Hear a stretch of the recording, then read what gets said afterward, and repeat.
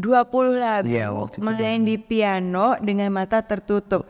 Ini awal-awalnya tuh idenya kenapa kamu main-main piano bisa sambil mata tertutup tuh kenapa tuh? Nah, ide awalnya sendiri juga awalnya iseng sih, Bo. Jadi awal iseng itu, dari iseng itu aku coba improve dan aku juga gak kepikiran bakal bisa main piano tutup mata. Sekitar kan sekarang umurku 17, berarti 2 tahun lalu mungkin 15 tahun. 15 tahunan waktu itu. Jadi dalam waktu 3 tahun ya. Iya, dalam waktu 3 tahun. Dari yang 20 lagu jadi 170 lagu. Kelas akselerasi sambil latihan 170 lagu dengan urutan yang harus sama. Gitu ya. Iya, di Jakarta sendiri juga ngajarin aku gimana caranya kita terus bisa explore, terus bisa berkembang dan ya keras juga Jakarta.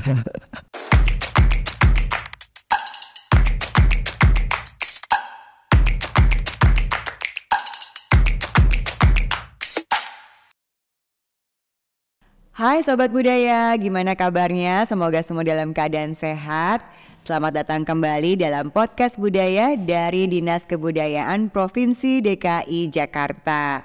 Bersama saya Maudy Kusnaedi dan kita tetap mengharapkan dari obrolan-obrolan kita di podcast budaya ini dapat mengenalkan dan juga meningkatkan apresiasi terhadap seni dan budaya terutama yang ada di Provinsi DKI Jakarta. Kita juga ingin mengucapkan terima kasih nih kepada beberapa pihak yang sudah mendukung podcast budaya ini. Ada Batik LMW, ada Ivan Gunawan Kosmetik. Dan kali ini podcast budaya masih berlangsung di Perpustakaan Jakarta, Gedung Ali Sadikin, di Taman Ismail Marzuki, Jakarta Pusat.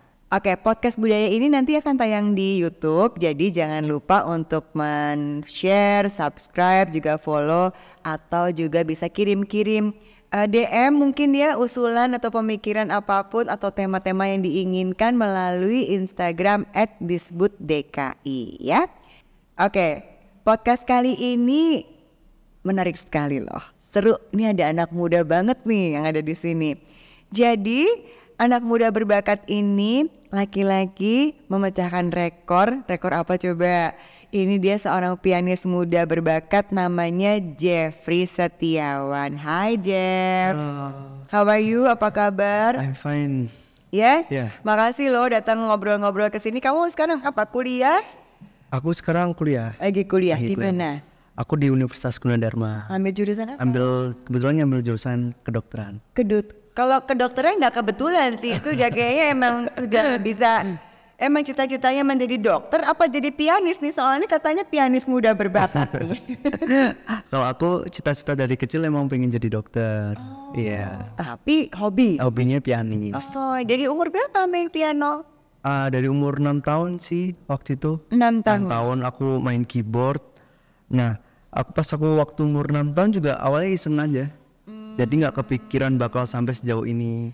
Memang ada dari keluarga musisi gitu, ada yang main piano juga? Kalau dari keluarga kebetulan gak ada yang bisa musik.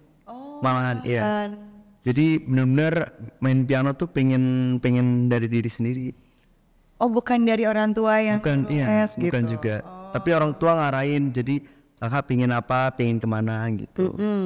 Terus awalnya 6 tahun itu main keyboard gitu. Iya. Terus emang manggil guru gitu? Jadi sempat les privat. Nah di situ aku belajar basicnya.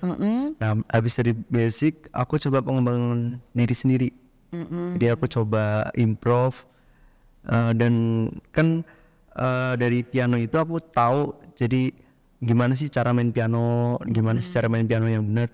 Dan aku main piano tutup mata pun nggak ada yang ngajari sebenarnya. Tunggu sebentar. Jadi dia main piano itu dengan mata tertutup. Dan ini masuk ke rekor dunia ya? Iya, rekor dunia. Masuk rekor dunia. Tunggu sebentar, gimana nih ceritanya? Jadi kamu main piano itu kan keyboard berarti bukan piano klasik dong? Iya, jadi awal mula itu kan aku bermain keyboard. Nah setelah aku bermain keyboard dan memecahkan rekor muri, nah dari situ banyak apresiasi dari pemerintah. Sebentar, ini rekor murinya untuk? Dan rekor muri untuk bermain keyboard dengan mata tertutup untuk 20 lagu. 20 lagu Iya, waktu itu main di piano dengan mata tertutup. Ini awal-awalnya tuh idenya kenapa kamu main-main piano bisa sambil mata tertutup tuh kenapa tuh? Nah, ide awalnya sendiri juga awalnya iseng sih, Bo. Jadi awal iseng itu, dari iseng itu aku coba improve dan aku juga gak kepikiran bakal bisa main piano tutup mata. Jadi aku waktu itu improve diriku, aku main keyboard tutup mata. Awalnya nggak tutup mata, awalnya memejamkan mata, merem aja gitu. Nah, tapi kalau merem itu nanti bisa kayak ngintip gitu, ngintip dikit. Nah, coba aku pakai kain waktu itu, pakai kain tutup. Aku coba satu lagu dan bisa.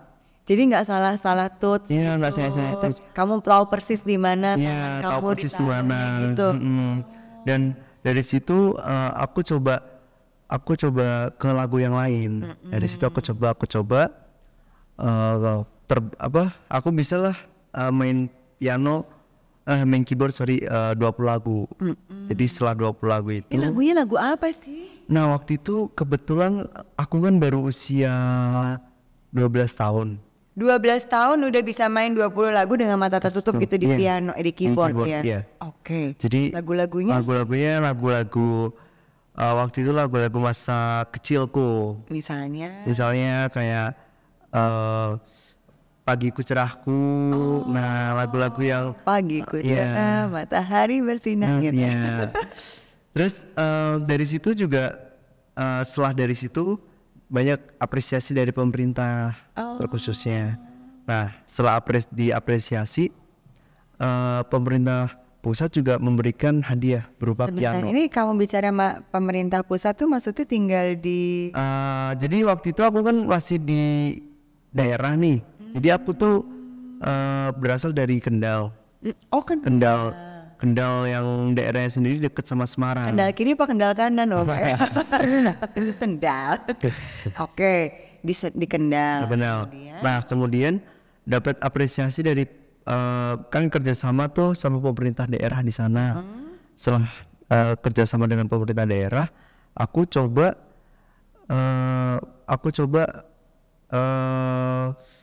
mencoba ini loh prestasiku di pemerintah pusat. Nah, awalnya juga nggak gampang sih Kak, aku bisa ke pemerintah pusat.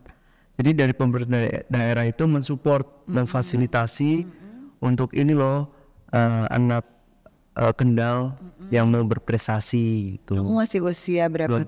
12 tahun waktu itu. Oke, jadi sejak itu karena didorong dari pemerintah daerah sampai ke pemerintah pusat, artinya ke Provinsi DKI Jakarta gitu ya. Terus begitu di sini di Jakarta kamu mendapat penghargaan tersebut. Iya. Dan ada dari pemerintah DKI Jakarta sendiri juga memfasilitasi penuh. Dan setelah pemecahan rekor muri itu berhasil, aku nggak mau stuck sampai di situ aja. Jadi aku mau terus berkarir dengan cara ini kan yang muri udah internasional. Jadi aku pengen ke tingkat selanjutnya. Tadinya dari yang Indonesia terus kamu sampai ke muri internasional?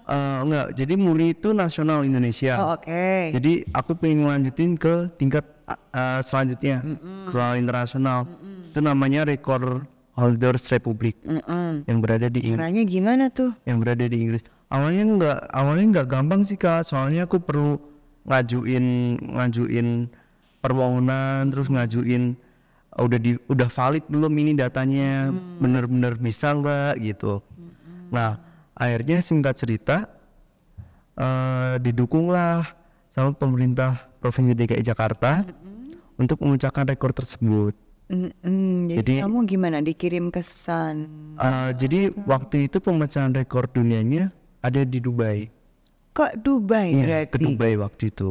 Jadi semacam apa? Ajang gitu kompetisi? Jadi ini seperti unjuk kebolehan dari seleksi antar negara, dan yang bisa memecahkan rekor tersebut tuh kebetulan belum ada.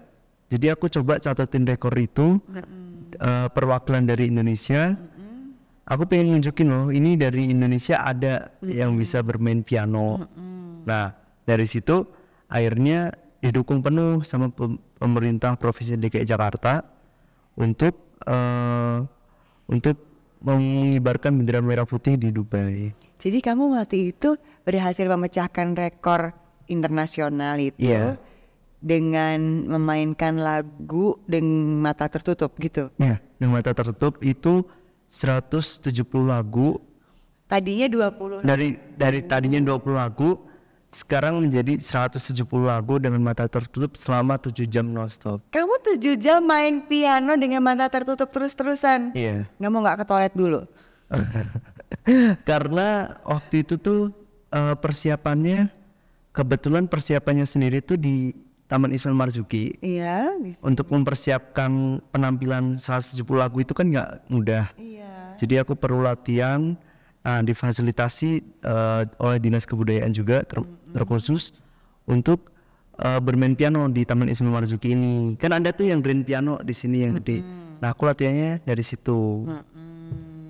Nah Ini 170 lagunya campur. Jadi ada yang pop Indo, pop Barat, lagu nasional, lagu klasik, lagu daerah. Tapi mereka ngerti nggak sih kalau kamu salah tuts gitu? Nah untuk jurinya sendiri itu kebetulan mereka emang dikirim dari luar, terkhusus yang pastinya paham tentang musik.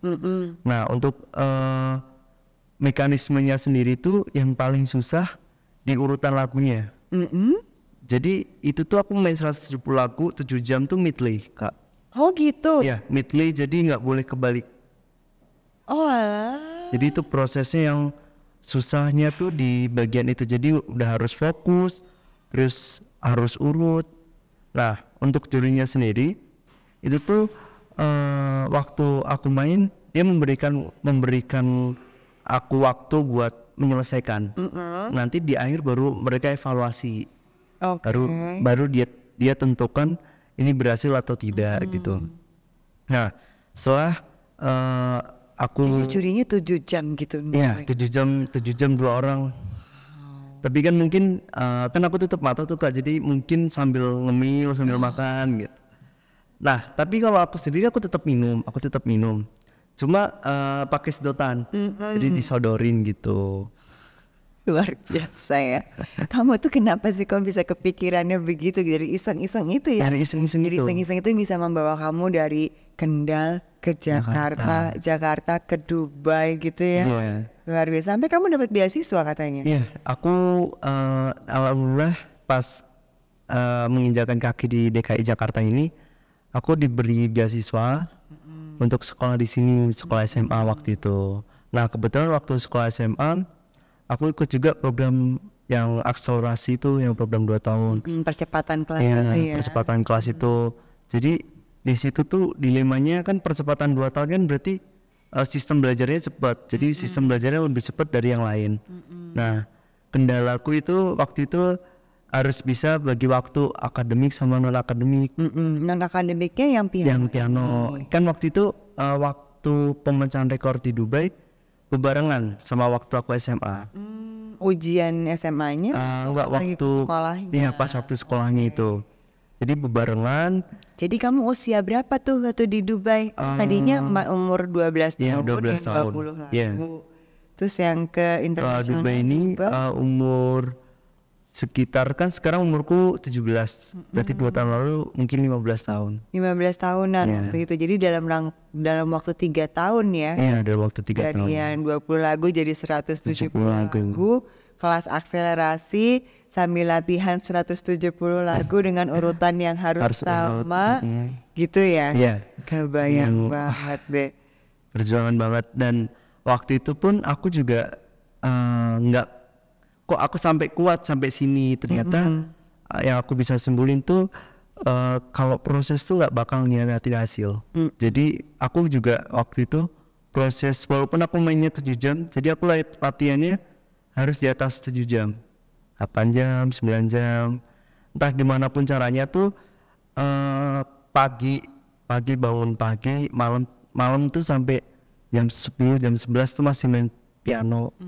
Jadi itu yang prosesnya panjang banget. Kamu gimana ngejaga fokus sama konsentrasi kamu tuh selama 7 jam nggak salah-salah oktav gitu loh. Iya. Gimana tuh? Jadi Kamu nggak pakai ada penanda kan? Pasti sama. pasti sama semua. So kan gimana tuh? Jadi yang menjadi kesusahannya sendiri yang aku rasain itu gimana cara kita mengontrol stamina. Gimana cara kita mengontrol fokus. Gimana cara kita mengontrol emosi. Jadi itu kita tuh dikasih tantangan nggak boleh terlalu menggebu-gebu. Main lagu di awal lagu. Misalnya nih lagu 1 sampai 20 kita mainnya semangat. Masa ntar lagu 21 sampai 170 masa enggak kan? Nggak mungkin kan. Jadi gimana caranya kita tuh setiap lagu harus punya jiwa, harus menjiwai lagu itu. Karena kan kayak yang aku tahu nih ya kalau aku nonton di konser itu kan main piano kan ada gitu-gitunya kan, ada apa tuh namanya tuh ritme. Ritmenya. Itu nggak mungkin kamu oke 170 selesai, itu selesai nggak mungkin gitu juga kan. Kamu tetap harus dengan si soul itu, dengan feel-nya supaya orang-orang ketika mendengarkan kamu bermain itu pun tetap ternyampe gitu kan. Waduh, jadi gimana tuh latihan? Staminanya olahragaan juga apa enggak? Iya, aku staminanya olahraga, terus jogging sama sepedaan. Jadi walaupun kesibukan, malah kamu ya. Iya, walaupun kesibukannya belajar piano sama belajar akademik, tetap aku sempatin buat olahraga. Iya. Karena tetap bagaimana harus imbang. Iya, harus imbang. Terus kamu latihannya prosesnya berapa lama tuh? Waktu itu Belajarnya ya, maksudnya berlatihnya sebelum ke Dubai itu. Jadi kan pengajuan aku bisa memecahkan rekor itu kan nggak cepet Kak. Jadi aku butuh waktu pengajuannya bisa sampai di ACC itu. Nah, aku bisa sampai di ACC, aku juga dari situ juga berlatih. Aku berlatih dari 1 lagu, 2 lagu, 3 lagu. Dan emang sih yang yang sulit itu kita tuh gimana caranya ngontrol itu. Jadi itu yang kadang aku juga pegel bagian punggungnya. Soalnya kan kalau di piano kan duduknya ini kan datar semua kan, nggak ada senderannya kan, harus tegak. Nggak bisa dong kalau main. Iya, nggak bisa gini. Nggak bisa dong. Sebenarnya santai ya. Oke. Jadi itu yang yang jadi motivasi. Dan waktu berhasil pun itu tuh capek banget, cuma kebayar. Wah, akhirnya perjuanganku bisa terpecahkan juga gitu. Kamu nih berbulan-bulan kali ya latihannya, mata tertutup dari umur 12 sampai umur 15-an. Nih giliran main piano bisa pakai mata terbuka juga nggak sih? Apa jangan-jangan kamu kalau udah nyampe piano otomatis merem nih kayak gara-gara kamu kebiasaan main piano merem terus gitu? Kalau aku pas buka tutup mata juga bisa Kak. Tapi kadang tuh saking terlalu aku menjiwai lagu itu, aku sampai enjoy sambil merem gitu. Nah jadi ya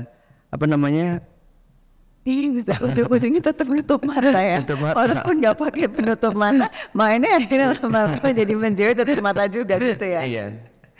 Tapi kamu akhirnya setelah pencapaian ini dari 20 lagu sampai 170 lagu, kamu berhasil melewati SMA dengan kelas akselerasi, sekarang masuk ke jurusan yang kamu inginkan di kedokteran gitu ya. Ada pencapaian apa lagi yang kamu merasa masih bisa dikembangkan atau apa gitu? Ya masih, ya aku pengen buat kedepannya sih, aku punya plan Kak, buat ke Australia lagi. Dan kebetulan habis dari Dubai itu, aku bulan Maret kemarin itu habis dari Australia juga sih sebenarnya. Ngapain tuh kalau aku main piano. Jadi itu ada pihak dari rekor dunia yang pengen ngebuktiin emang bener. Jadi ada yang masih merasa ragu sama rekorku. Nah, ada rekor dunia dari rekor dunia. Nah, itu mencoba mengetes ulang.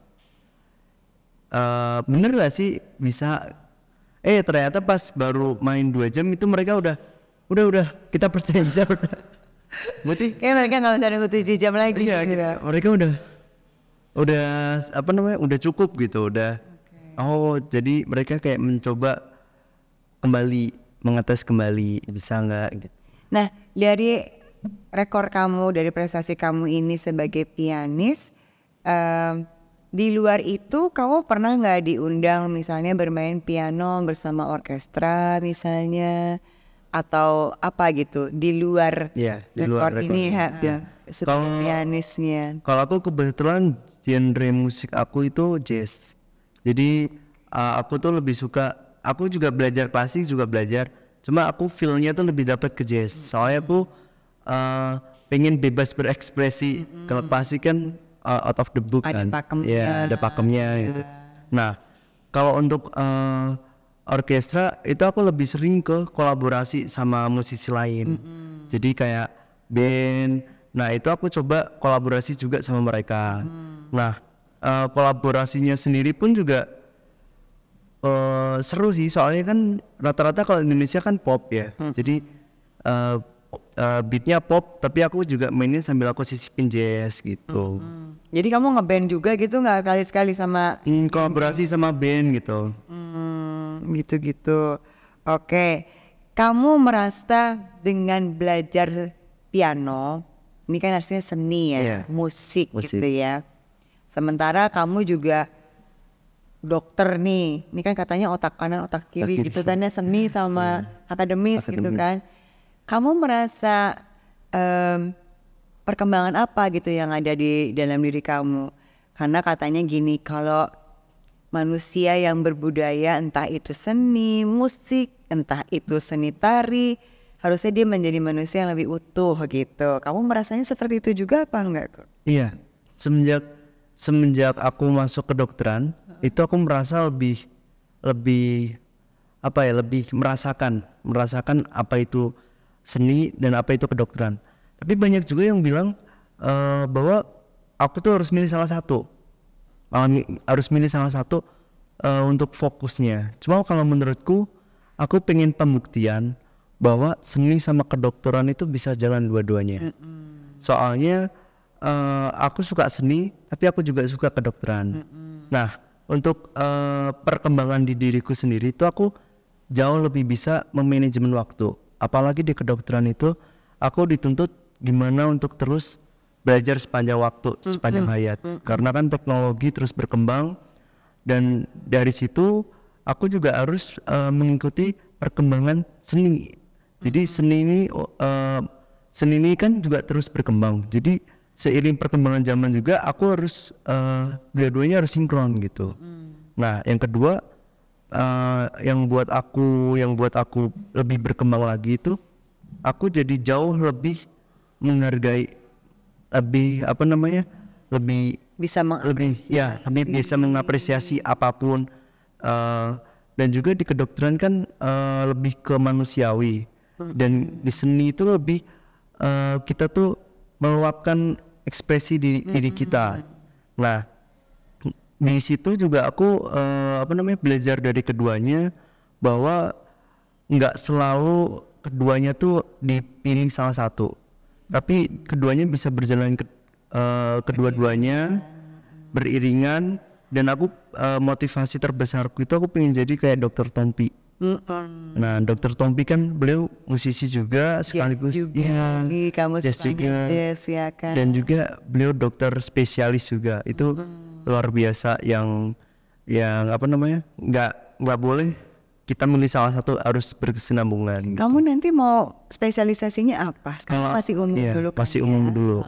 Kalau aku spesialisnya, aku tuh kadang suka anak. Aku pengen spesialis anak.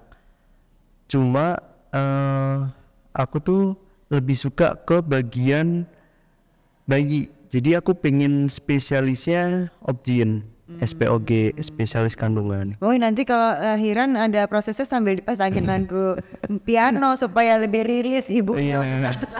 Gitu kan.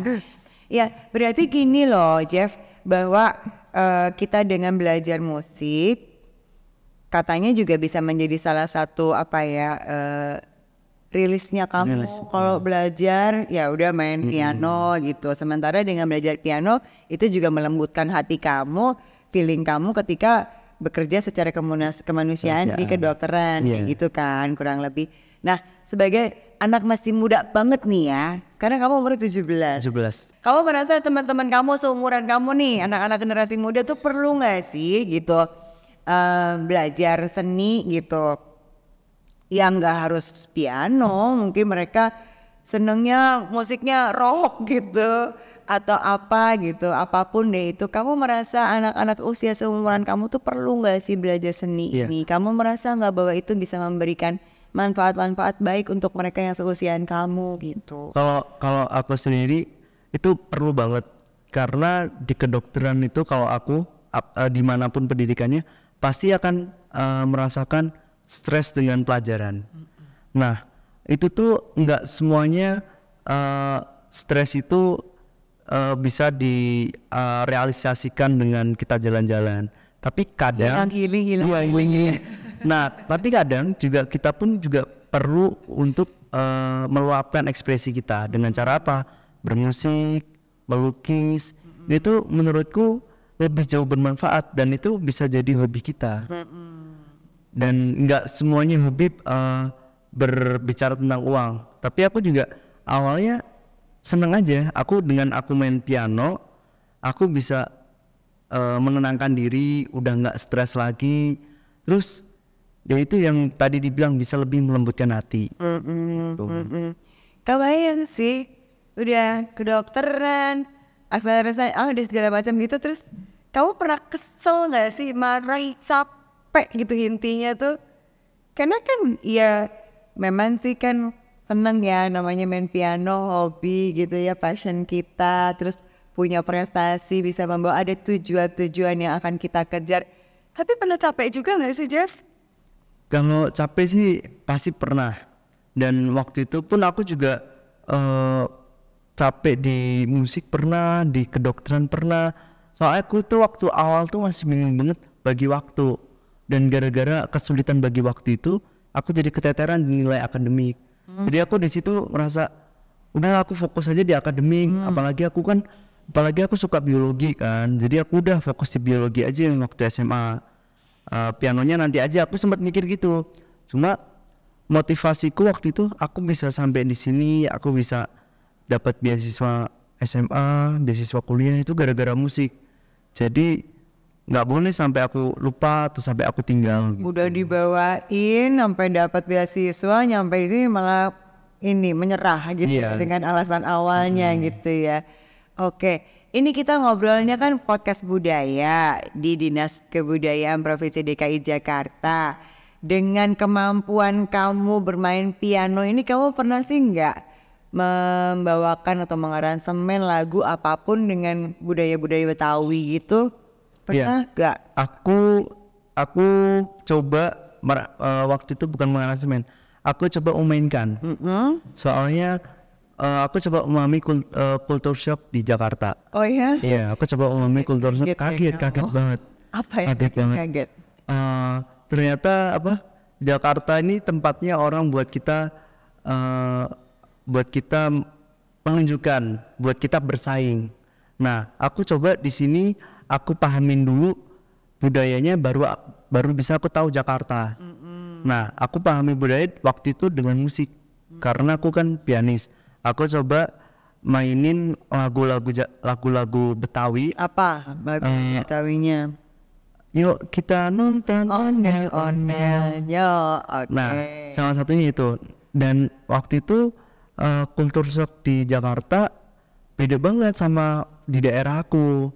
Jadi di sini benar-benar kita tuh harus bersaing, dan kita pun juga bersaingnya secara sehat gitu. Nah di sini di Jakarta sendiri juga ngajarin aku gimana caranya kita terus bisa explore, terus bisa berkembang, dan ya keras juga Jakarta.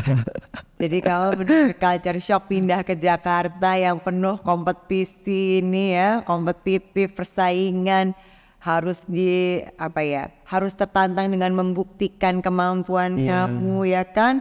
Anak daerah nyampe sini dapat beasiswa harus membuktikan ya prestasinya seperti itu ya. Dan kamu mencoba mengenal kota Jakarta itu dengan budayanya lewat musik, dengan memainkan lagu-lagu Betawinya gitu. Susah nggak kan kamu Jessian tuh dibawain lagu-lagu budaya Betawi yang kalau di kita tuh kan Betawi ada unsur komedinya gitu. Dan baru pas di Jakarta sendiri juga baru tahu orang Betawi itu suka pantun ya gitu. Jadi aku coba pahamin lagunya tuh sempat ada beatnya agak beda kan di lagu Betawi ini. Jadi aku coba kayak bisa soalnya aku pengen tahu Jakarta tuh kayak gimana lewat lagunya. Jadi aku berusaha buat ngerti dan paham tentang lagunya itu. Oke, ini pertanyaan terakhir ya. Kan kamu pintar, aku kasih pertanyaan yang susah banget ya. Kalau susah dia langsung semangat, kalau gampang sok aja nih. Jadi dalam konteks kebudayaan, karena kita bicara podcast budaya, dalam konteks kebudayaan Jakarta yang nggak harus Betawi sih, kan banyak juga hal-hal lain. Kamu ada pesan-pesan khusus nggak atau ada harapan-harapan khusus nggak yang kamu mau sampaikan nih ke sobat-sobat budaya yang bisa aja mungkin ya pemain pianis juga, atau mungkin dia penari, atau dia juga dokter atau apapun gitu ya, yang ingin kamu sampaikan melalui karya musik kamu.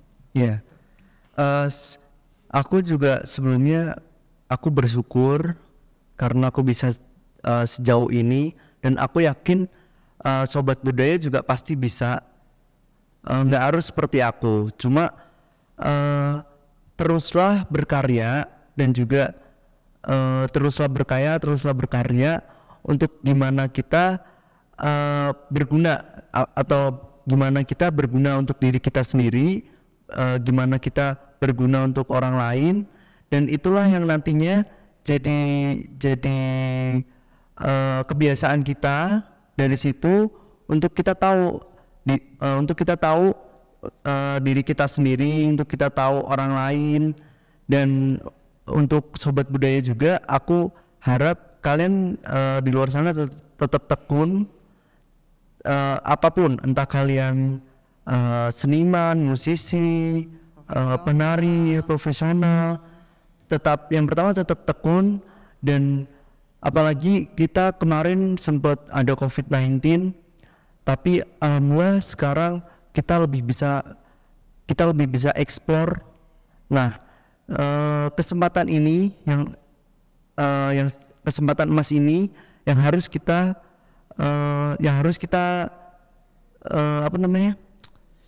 harus kita lakuin, harus kita manfaatin. Nah, untuk memanfaatkan kelebihan itu dari pemerintah juga, dari Dinas Kebudayaan, apalagi DKI Jakarta juga memberikan ruang yang cukup besar. Apalagi di Taman Ismail Marzuki ini banyak sekali seniman-seniman yang luar biasa, apalagi pelukis. Itu lukisannya Kak, yang aku pernah lihat lukisannya tuh keren banget.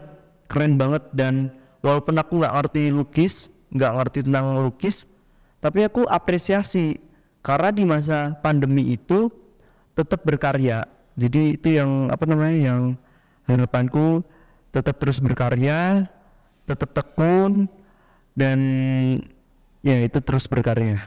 Terima kasih Jeff, semoga di usia muda ini dengan sudah melalui banyak kesempatan yang luar biasa baik yang gak semua orang dapatkan, kamu bisa memanfaatkan itu untuk ke masa depan lagi dan dikembalikan kepada orang-orang lain di kesempatan kamu sebagai dokter, sebagai pianis dan apapun gitu ya. Oke, tuh sobat budaya, jadi menurut Jeffrey ya, yang penting harus tekun berlatih, apapun situasi dan kondisinya tetap berkarya. Ya nggak harus jadi pianis yang 170 lagu tertutup sih, tapi kan apapun kita sobat budaya mungkin punya passion sendiri-sendiri, hobi sendiri, bakat sendiri-sendiri yang bisa terus dikembangkan. Karena biar bagaimanapun juga kesempatan-kesempatan ini akan memberikan hal yang baik buat kita ke masa depan kita ke depan gitu ya, kurang lebih ya Jeff ya. Oke. Itu tadi yang sudah kita dengarkan bersama-sama sama Jeffrey. Jadi memainkan piano dengan mata tertutup ini kan bukan hanya memiliki keterampilan unik yang dikembangkan dengan inspirasi khusus, tetapi juga menjalani latihan dan persiapan khusus untuk tampil di atas panggung tanpa harus melihat pianonya gitu ya. Dan di unsur kebudayaan Jakarta mempengaruhi gaya bermainnya dan dia melihat seni dan musik sebagai sarana untuk bisa memperkuat identitas budaya, dalam hal ini mungkin di Jakarta ya. Melalui perjalanan musiknya termasuk kolaborasi dengan seniman lokal, ia menciptakan karya-karya yang menggambarkan nuansa khas Jakarta dan ingin menyampaikan pesan khusus melalui gaya bermain piano yang unik ini. Oke, Jeff makasih ya, sampai ketemu lagi. Kapan-kapan konser dong di sini mainin ya. Aku mau request lagu 20 juga. Sobat Budaya, terima kasih ya udah menyimak pembicaraan kita. Mudah-mudahan kita akan ketemu lagi dalam podcast Budaya berikutnya dengan tema-tema yang pasti menarik. Simak terus aja dan jangan lupa untuk follow, subscribe dan juga ikutin di akun media sosial @disbud_dki. Sekarang kita pamit dulu ya, sampai jumpa. Dadah, terima kasih.